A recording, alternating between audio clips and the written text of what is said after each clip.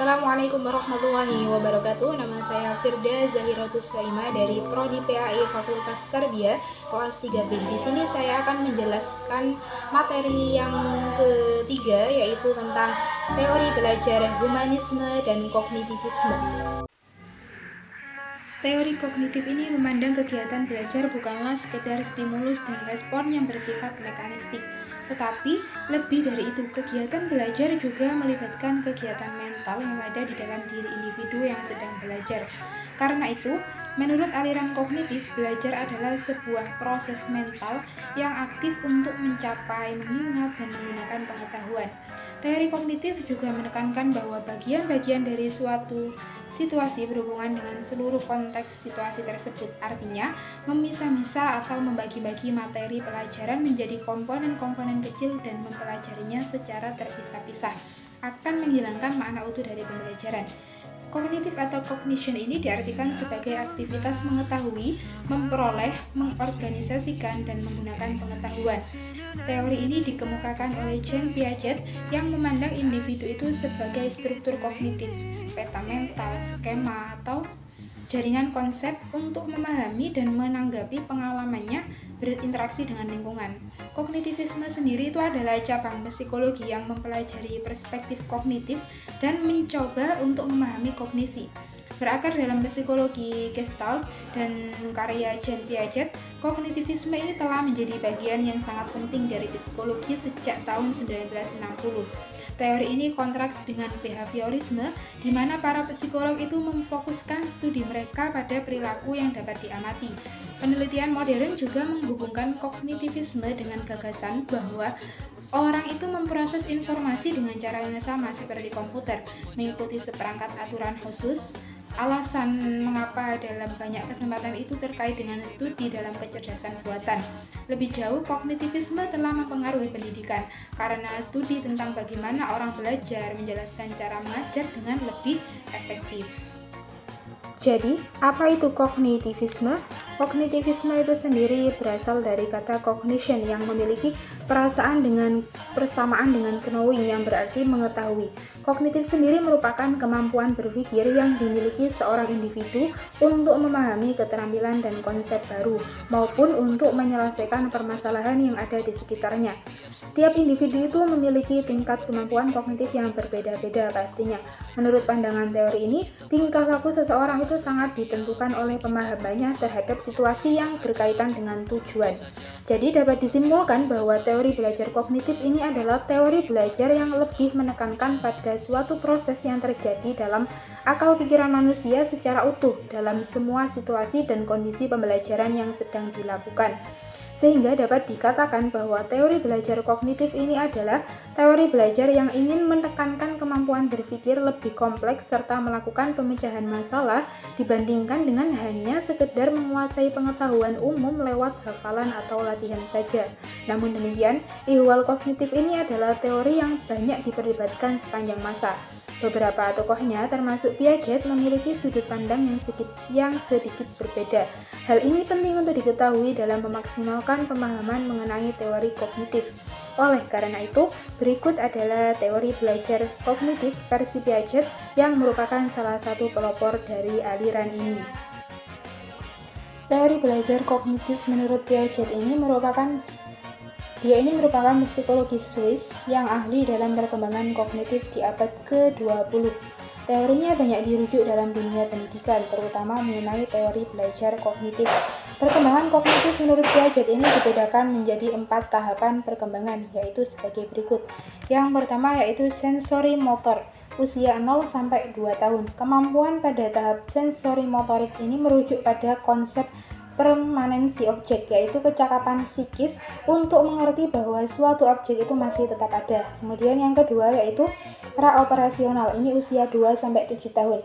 Kemampuan menggunakan simbol-simbol yang menggambarkan objek yang ada di sekitarnya. Cara berpikirnya masih egosentris dan terpusat. Kemudian yang ketiga yaitu konkret operasional, yaitu usia 7-11 tahun. Di sini ia mampu berpikir dengan logis dan konkret, memperhatikan lebih dari satu dimensi dan juga dapat menghubungkan antar dimensi. Kurang egoistik dan belum bisa berpikir abstrak. Kemudian yang keempat yaitu formal operasional. Usia remaja sampai dewasa, mampu berpikir secara abstrak dan dapat menganalisis masalah secara ilmiah hingga kemudian menyelesaikan masalah. Piaget berpandangan bahwa perkembangan kognitif adalah suatu proses yang didasarkan atas mekanisme biologis perkembangan sistem saraf seorang individu. Piaget juga berpendapat bahwa pengetahuan sebagai hasil belajar berasal dari dalam individu itu.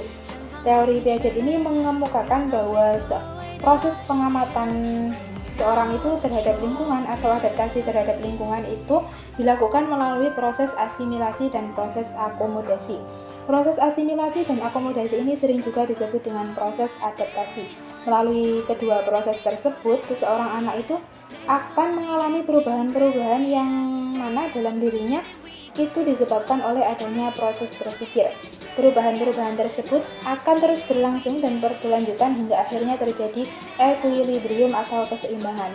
Dan selama proses pembelajaran sedang berlangsung, siswa akan terus melaksanakan proses asimilasi dan akomodasi ini hingga pengetahuan yang dimilikinya akan bertambah ataupun berubah. Ciri belajar kognitif melalui pemaparan teori kognitif Piaget di atas ini dapat ditarik implikasi-implikasi dasar yang dapat menjadi ciri dari belajar kognitif. Beberapa ciri tersebut adalah seperti yang pertama yaitu memusatkan perhatian pada berpikir atau proses mental anak. Jadi tidak hanya sekedar pada hasilnya saja. Di samping kebenaran jawaban siswa, guru juga harus memahami proses yang digunakan anak sehingga sampai pada jawaban tersebut. Pengamatan belajar yang sesuai dikembangkan dengan memperhatikan tahap kognitif siswa ini, dan jika guru juga penuh perhatian terhadap metode yang digunakan siswa untuk sampai pada kesimpulan tertentu, barulah guru itu dapat dikatakan berada dalam posisi memberikan pengalaman sesuai dengan yang dimaksud. Kemudian yang kedua yaitu mengutamakan peran siswa dalam berinisiatif sendiri dan keterlibatan aktif dalam kegiatan belajar. Dalam kelas, Piaget menekankan pengajaran pengetahuan jadi atau ready-made knowledge tidak mendapat penekanan, melainkan anak itu didorong menemukan sendiri pengetahuan itu atau discovery melalui interaksi spontan dengan lingkungannya. Oleh karena itu, guru itu dituntut untuk mempersiapkan berbagai kegiatan secara langsung dengan dunia fisik. Yang ketiga yaitu memaklumi akan adanya perbedaan individual dalam hal kemajuan perkembangan. Teori Piaget ini mengasumsikan bahwa seluruh siswa itu tumbuh melewati urutan perkembangan yang sama. Namun pertumbuhan itu berlangsung pada kecepatan yang berbeda. Sebab itu, guru itu mampu untuk melakukan upaya untuk mengatur kegiatan kelas dalam bentuk kelompok kecil daripada bentuk kelas yang utuh. Tokoh perwakilan dari kognitivisme, tokoh utamanya adalah yang pertama yaitu Jean Piaget. Dia mengatakan bahwa perkembangan mental sejak lahir hingga dewasa adalah progresif, bergerak dari kecil ke besar dan ini mengatur perkembangan kecerdasan. Kemudian yang kedua yaitu Jerome Bruner, psikolog dan pendidik dari Amerika Serikat yang mengembangkan teori belajar penemuan yang mendorong siswa untuk memperoleh pengetahuannya sendiri.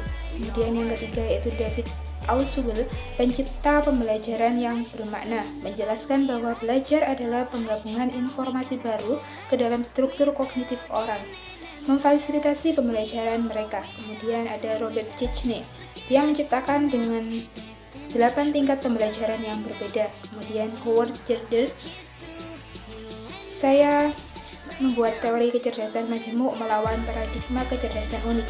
Dia mengatakan bahwa orang memiliki berbagai jenis kecerdasan.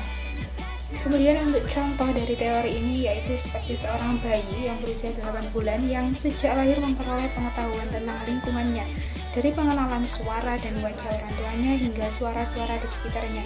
Secara bertahap, belajar membedakan bentuk, warna, rasa, dan suara yang ia asosiasikan ke berbagai objek, orang, dan situasi.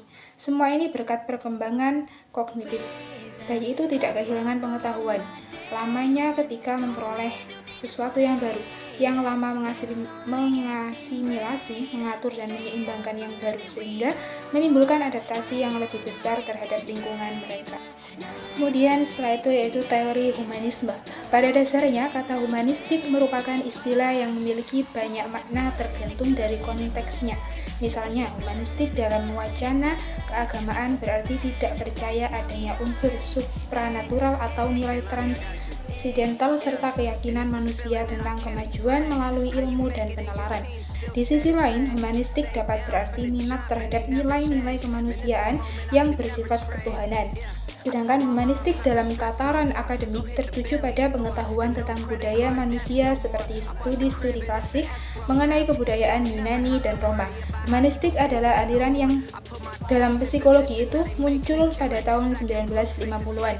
Adapun humanistik memandang manusia sebagai manusia, yang artinya manusia adalah makhluk hidup dengan fitrah-fitrah tertentu.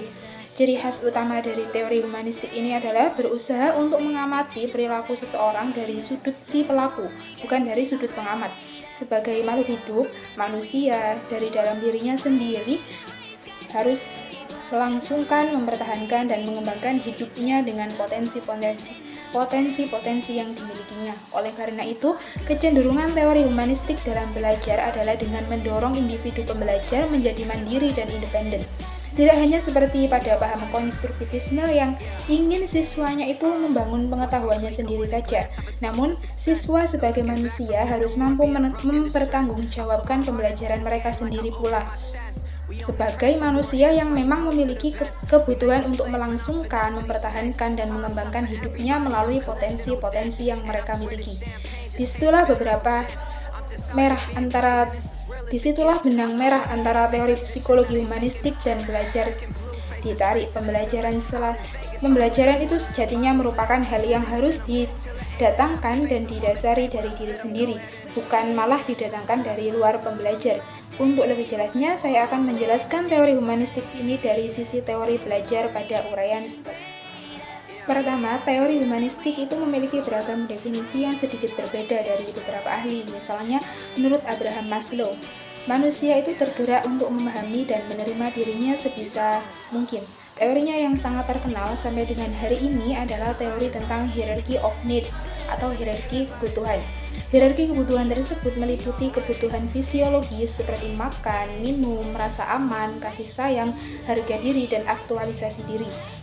Dalam kacamata Maslow ini dapat disimpulkan bahwa teori belajar humanistik itu adalah pembelajaran yang harus tergerak dari manusia yang mampu memahami serta menerima dirinya sendiri berdasarkan kebutuhannya.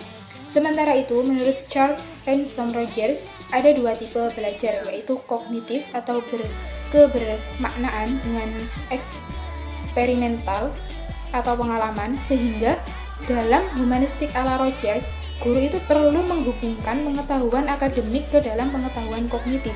Rogers menegaskan dalam pengembangan diri seorang pribadi akan berusaha keras demi aktualisasi diri atau self-actualization, pemeliharaan diri atau self-maintenance, dan peningkatan diri atau self-enhancement. Sehingga dalam kacamata humanistis ala Rogers ini, teori belajar manusia itu adalah teori belajar yang menempatkan individu pembelajar itu sebagai pelaku dan sebab tujuan serta tujuannya itu secara sekaligus, sehingga individu itu dapat mengaktualisasikan segenap potensi dirinya tidak hanya dalam bentuk yang terasing dari sebab-sebab di luar, tetapi bahkan juga dalam posisi yang mengemban tujuan dari berwujudnya dirinya itu, dan individu ini sepenuhnya bertumpu pada dirinya sendiri dalam proses aktualisasi diri, pemeliharaan diri, dan peningkatan diri. Dari berbagai keterangan tadi dapat disimpulkan bahwa teori pembelajaran humanistik ala teori belajar yang adalah teori belajar yang tergerak dari dalam diri manusia berdasarkan keinginan dan kebutuhannya sendiri dalam berbagai proses pemenuhan, aktualisasi, pemeliharaan, hingga peningkatan diri. Ciri-ciri dari pembelajaran humanistik adalah berusaha untuk mengamati perilaku seseorang dari sudut si pelaku, bukan dari sudut si pengamat. Sebagai makhluk hidup, ia harus melangsungkan, mempertahankan, dan mengembangkan hidupnya dengan potensi yang dimilikinya. Oleh karena itu, pembelajaran humanistik ini akan memiliki ciri-ciri sebagai berikut ini. Yang pertama yaitu pembelajarannya akan merespons perasaan siswa dan menggunakan ide-ide siswa untuk melaksanakan interaksi yang sudah direncanakan. Kemudian yang kedua yaitu berdialog dan berdiskusi dengan siswa, menghargai siswa sebagai manusia yang memiliki kebutuhan untuk pribadinya atau tidak dapat Kemudian yang keempat yaitu memiliki kesesuaian antara perilaku dan perbuatan, menyesuaikan isi kerangka berpikir siswa atau penjelasannya itu untuk memantapkan kebutuhan yang paling penting dari prinsip belajar humanistik ini. Yang pertama yaitu siswa itu harus dapat memilih apa yang mereka ingin pelajari. Guru humanistik ini percaya bahwa siswa itu akan termotivasi untuk mengkaji materi bahan ajar jika terkait dengan kebutuhan dan keinginannya. Kemudian yang kedua, tujuan pendidikan itu harus mendorong keinginan siswa untuk belajar dan mengajar tentang cara belajar. Siswa itu harus memotivasi dan merangsang diri pribadi untuk belajar sendiri. Kemudian yang ketiga yaitu pendidik humanistik percaya bahwa nilai itu tidak akan relevan dan hanya evaluasi diri atau self-evaluation yang bermakna. Pemeringkatan mendorong siswa belajar untuk mencapai tingkat tertentu, bukan untuk kepuasan pribadi. Selain itu, pendidik humanistik menentang tes objektif karena mereka itu menguji kemampuan siswa untuk menghafal dan tidak memberi umpan balik pendidikan yang cukup kepada guru dan siswa. Pendidik humanistik percaya bahwa baik perasaan maupun pengetahuan sangatlah penting dalam proses belajar dan tidak memisahkan domain kognitif dan efektif. Kemudian yang kelima, pendidik humanistik itu menekankan perlunya siswa terhindar dari tekanan lingkungan, sehingga mereka itu akan merasa aman untuk belajar. Setelah siswa merasa aman, belajar mereka menjadi lebih mudah dan lebih bermakna. Pengalaman belajar itu memiliki relevansi dengan seluruh orang yang ada di sekitar kita. Berikut ini penerapan humanistik dalam pembelajaran. Yang pertama, guru itu bisa atau dapat memberikan reward kepada peserta didik yang telah berhasil melakukan suatu hal agar peserta didik tersebut semakin semangat dalam pembelajaran. Kemudian yang kedua itu seperti peserta didik itu perlu untuk dihindarkan dari tekanan pada lingkungan sehingga mereka itu merasa aman untuk belajar lebih mudah dan bermakna. Kemudian yang ketiga yaitu beri kesempatan kepada peserta didik untuk mengembangkan kemampuannya agar peserta didik itu mendapatkan pengalaman belajar. Pendidik juga harus memfasilitasi peserta didiknya dengan memberikan sumber belajar yang mendukung. Sebagian besar tindakan manusia itu mewakili upaya untuk memenuhi kebutuhan-kebutuhan yang bersifat hierarkis atau tingkatan. Kata Maslow, tingkatan kebutuhan itu ada 5 tingkatan, yaitu fisiologis, rasa aman, sosial, penghargaan, dan aktualisasi diri.